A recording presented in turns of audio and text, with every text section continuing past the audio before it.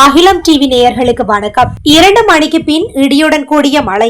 காலி, மாத்தரை, கண்டி மற்றும் நுவரெலியா மாவட்டங்களில் சில இடங்களில் பிற்பகல் 2 மணிக்கு பிறகு மழை அல்லது இடியுடன் கூடிய மழை பெய்ய வாய்ப்புள்ளதாக வளிமண்டலவியல் திணைக்களம் எதிர்ப்பு கூறியுள்ளது. குறித்த விடயத்தை வளிமண்டலவியல் திணைக்களம் இன்று வெளியிட்டுள்ள அறிக்கையில் தெரிவிக்கப்பட்டுள்ளது. மேற்கு மற்றும் சப்ரகமுவ மாகாணங்களிலும் மழை பெய்யக்கூடிய சாத்தியம் காணப்படுகின்றது.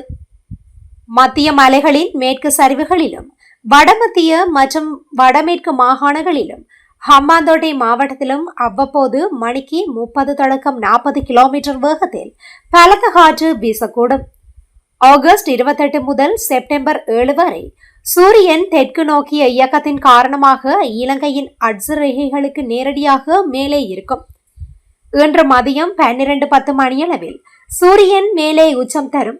இலங்கைக்கு மிக அருகிலுள்ள இடங்களான ஆண்டிகம, பலமுள்ள, மிகஸ்வெவ, பம்பரஹஸ்வெவ, பகமுன, அரலங்கவில, செங்கலடி, ஏராவூர் ஆகும்.